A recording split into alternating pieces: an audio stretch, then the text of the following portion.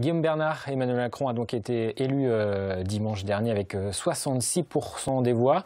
Avec ce score, est-ce que le futur président de la République pourra disposer d'une majorité conséquente à l'Assemblée nationale? Est-ce qu'on peut déjà se projeter? Alors, en règle générale, le président qui vient d'être élu bénéficie de ce qu'on appelle le phénomène majoritaire, c'est-à-dire qu'il obtient une majorité conforme à ses vues, conforme à sa couleur politique à l'Assemblée nationale.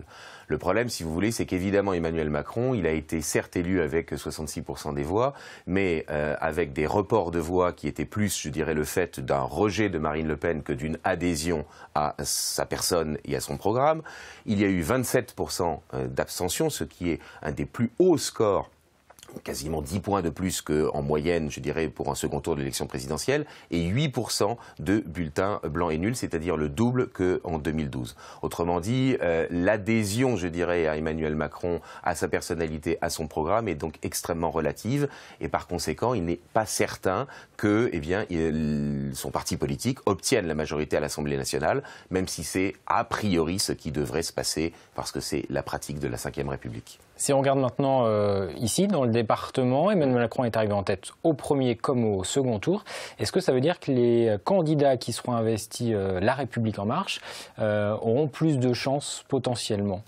Écoutez, en tout cas, une élection législative, c'est à la fois une élection nationale, mais aussi une élection d'une certaine manière locale, parce qu'il y a des personnalités, des enracinements, des visibilités qui comptent, je dirais, au moins autant, je dirais, que l'étiquette politique. Donc, bien sûr, un candidat estampillé majorité présidentielle aura, je dirais, un avantage psychologique sur les autres, parce que c'est lui qui représente la majorité présidentielle, mais pour autant, on ne peut pas évacuer le fait que des candidats représentant des partis politiques, soit le PS écrasé entre Mélenchon et Macron, soit des candidats LR qui sont évidemment écartelés, je dirais, par l'annonce, je dirais, de voter pour Macron tout en voulant se maintenir pour les législatives, eh bien, on ne peut pas évacuer le fait que des candidats de ces partis politiques-là puissent continuer tout de même à exister avec ces étiquettes. Au vu de l'éparpillement des voix, on pourra assister au second tour à des triangulaires, voire des quadrangulaires ici en Vendée, c'est-à-dire 3 ou 4 candidats qualifiés pour le second tour. C'est toujours possible, mais tout dépend de la participation, parce que pour être au deuxième tour, il faut faire 12,5 des inscrits.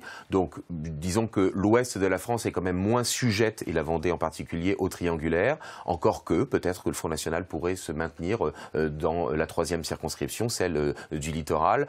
Bien sûr, en France, on sait qu'il y aura beaucoup de triangulaires, et donc c'est un des enjeux de l'élection. Est-ce que le président aura une majorité? Est-ce que le Front National aura quelques élus ou un grand nombre d'élus? On peut tabler entre une dizaine et une quarantaine.